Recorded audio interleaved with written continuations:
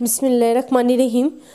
Student, आज का जो हमारा टॉपिक है वो मैं आपको बताऊंगी लिमिटेशंस ऑफ स्टैटिस्टिक। हमने स्टैटिस्टिक के करैक्टर्स पढ़े हैं, बट अब हम डिस्कस करेंगे कि लिमिटेशंस क्या है स्टैटिस्टिक्स की। स्टैटिस्टिक लॉज जो हैं वो कहाँ कहाँ अप्लाई नहीं हो सकते, या उनमें कौन कौन सी आप कैसे ड्रॉबैक्स है, क्या क्या ख़राबियाँ आ रही होती हैं जिसकी वजह से थोड़ा प्रॉब्लम हो जाता है। तो हमारे पास जो लिमिटेशन ऑफ स्टैटिस्टिक है ना, उसके जो सबसे पहला हम कहते हैं कि जो रिजल्ट्स हैं वो अप्लाई होते हैं only for the long run के लिए। आपके पास पहले मैं एक हेडिंग दे देती हूँ, लॉन्ग रन। अच्छा, अब इसमें हमें क्या कह रही हैं, वो कहते हैं कि the statistical results are true only on the average और इन द लॉन्ग रन। आपके जो स्टैटिस्टिकल रिजल्ट्स हैं ओनली ऑन द एवरेज और इन द लॉन्ग रन। अच्छा, एक तो आपके पास जो सबसे बड़ी लिमिटेशंस है ना, कि आप इसमें सिंगल स्टैटिस्टिक्स को नहीं डिस्क्राइब करते, सिंगल पर्सन को या सिंगल थिंग्स या सिंगल न्यूमेरिकल डेटा को नहीं एक्सप्लेन कर रहे होते। आप ले रहे होते हो एवरेज ऑफ द थिंग्स, ठीक है। आप क्या ले रहे होते हो, एवरेज ले रहे होते हो। तो एवरेज में इट्स डजंट मीन कि अगर फॉर एग्जांपल मैं अगर कहती हूँ कि हमारे जो पॉपुलेशन है वो बहुत ज़्यादा लार्ज है, और उस पॉपुलेशन में जो हमारी एवरेज सैलरी बन रही है, हमारी इनकम को नोट करने के बाद तमाम पॉपुलेशंस की, वो हमारे पास बन रही है 1408 बन रही है। तो इट डजंट मीन कि आपके पास जो तमाम लोग हैं, ऑल पीपल्स जो हैं, उनकी सैलरी क्या है, ये है। ये तो रॉन्ग है, क्योंकि इनमें बहुत सारे लोग हैं जो इस लाइन जो हमारे पास एवरेज लाइन है, एवरेज लाइन आपके पास क्या आ गई है 1048। हो सकता है बहुत सारे लोगों की सैलरी इससे डाउनवर्ड और बहुत सारे लोगों की इससे बहुत ज़्यादा अपवर्ड हो, बहुत ज़्यादा हो। तो ये हमारे पास जो है एवरेज को डिस्क्राइब करती है। ये लिमिटेशंस हैं स्टैटिस्टिक की कि वो सिंगल थिंग्स या सिंगल न्यूमेरिकल डेटा या सिंगल हमारे पास जो कोई भी पर्सन है या न्यूमेरिकल इनकम है उनको डिस्क्राइब नहीं कर रही होती, बल्कि एवरेज की बात कर रही होती है।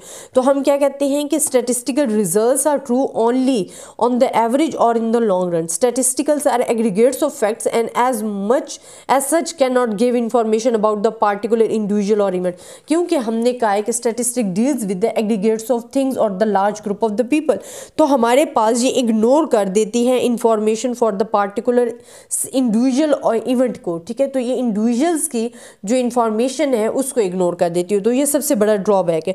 For example when we say that per capita income of Pakistan, हमारे पास क्या है, दिस वन है per annual. It does not mean that incomes of all the people of Pakistan are very low.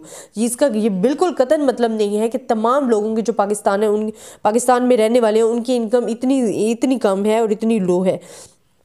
Actually, per capita income is computed by dividing the total income of the country by the total population। अब per capita income जो है ना, हम per capita income जो हमारे पास आती है per capita income, वो हम कैसे एक्सप्लेन करते हैं कि ये हमारे पास कैसे आती है per capita income। आपके पास total income of the country, total income of country and divide कर देते हो टोटल पॉपुलेशन से, तो ये हमारे पास क्या आ जाता है, पर कैपिटा इनकम आ जाता है। द पर capita income therefore represent the average income of the people and is not true the case of each and every individual, ठीक है। तो ये हमारे पास आ गया जी लॉन्ग रन, ये इसका फर्स्ट ड्रॉबैक था। सेकंड जो हमारे पास ड्रॉबैक इसका आ जाता है ना, हम कहते हैं कि statistic deals with face which can be numerically measured. हाँ जी, हमने फिर कहा जी न्यूमेरिकली डेटा को मेजर्ड करती है, और हमारे पास जो डेटा होता है वो आपके पास न्यूमेरिकल भी होता है, क्वांटिटेटिव भी होता है और क्वालिटेटिव भी होता है। अब क्वांटिटेटिव क्या होता है एंड क्वालिटेटिव, देखो क्वालिटेटिव जब भी आप वर्ड यूज करोगे ना, इट्स डिस्क्राइब द क्वालिटी, ठीक है। ये अगर हम पुअर कह रहे हैं किसी को बैड कह रहे हैं, गुड कह रहे हैं, that is the quantitative data. Qualitative data कि आप क्वालिटी को बयान कर रहे हो। क्वांटिटेटिव हमारे पास क्या आ जाता है, जिसमें आप न्यूमेरिकली एक्सप्रेस कर रहे होते हो। और स्टैट्स क्या कहती है कि स्टैट्स जो डील करती है वो न्यूमेरिकल डेटा को करती है, नॉट द क्वालिटेटिव, बल्कि न्यूमेरिकल डेटा को, क्वांटिटेटिव डेटा को ले रही होती है। अब हम कहते हैं कि does not deals with qualitative aspects such as the morality, friendship, character, because these qualities cannot be numerically measured। अब जिस तरह फ्रेंडशिप है, फ्रेंडशिप को आप नहीं मेजर कर सकते हो, न्यूमेरिकली नहीं मेजर कर सकते हो कि इन दो दोस्तों में किसकी फ्रेंडशिप ज़्यादा है न्यूमेरिकली, तो हम मेजर नहीं कर सकते हैं। तो दैट इज़ नॉट, जो स्टैटिस्टिक्स है वो हमेशा फिगर को मेजर करती है, फिगर को डील करती है। तो ये एक इसका और ड्रॉबैक आ गया। अब नंबर थर्ड पे हम कहते हैं कि हमारे पास नेक्स्ट क्या आ जाता है कि if sufficient care is not exercise exercise in the collection, analyzing, interpretation of data, statistical result may be false and misleading. अब रिजल्ट जो है स्टैटिस्टिकल रिजल्ट्स अगर आप उसको एहतियात से नहीं कलेक्ट कर रहे हो, आप उस पर अच्छे तरीके से नहीं वर्क कर रहे हो, तो आपके जो स्टैटिस्टिकल रिजल्ट है वो कलेक्ट करते हुए, एनालाइज करते हुए, रिप्रेजेंट करते हुए उसमें मिस्टेक्स आने के फुल चांसेस होते हैं और वो फ्लैशेस एंड मिसलीडिंग रिजल्ट जो है आपको दे सकता है, आपको गलत गाइड कर सकता है. Then only a person who has an expert knowledge of statistic can handle statistical data efficiency.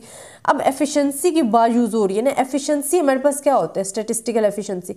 देखिए स्टूडेंट, हम कहते हैं कि हमारा रिजल्ट जितना ट्रू वैल्यू जो पॉपुलेशन है, ट्रू वैल्यू ऑफ पॉपुलेशन से हमारा जो आंसर है वो जितना करीब होगा आंसर, हम कहेंगे कि हमारे पास वो आंसर मोर एफिशिएंट है, कि वो ज़्यादा एफिशिएंट होगा, ज़्यादा अच्छा होगा, आपके पास ज़्यादा बेस्ट क्वालिटी वाला होगा. लेकिन हम कहते हैं कि ये जो एफिशिएंट रिजल्ट है ना, only can give the expert person. ठीक है, कि हमारे पास स्टैटिस्टिक में अगर कोई एक्सपर्ट पर्सन है वही हमें एफिशिएंट रिजल्ट दे सकता है, अदरवाइज हमें एफिशिएंट रिजल्ट नहीं मिल सकते. फिर हम कहते हैं कि हमारे पास क्या होता है कि statistic provides only tools for analysing.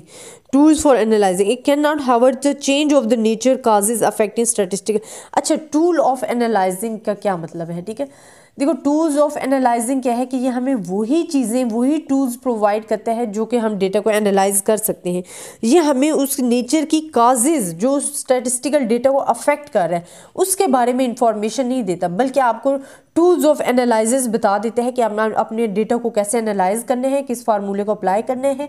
वो टूल्स तो प्रोवाइड कर देता है, बट जो वो काजेज हैं, जो नेचर में काजेज आ रही हैं, चेंज आ रही है, उसको डिस्क्राइब नहीं करता है. तो that is the 5 limitations of statistics हैं जो कि मोस्ट इंपॉर्टेंट है.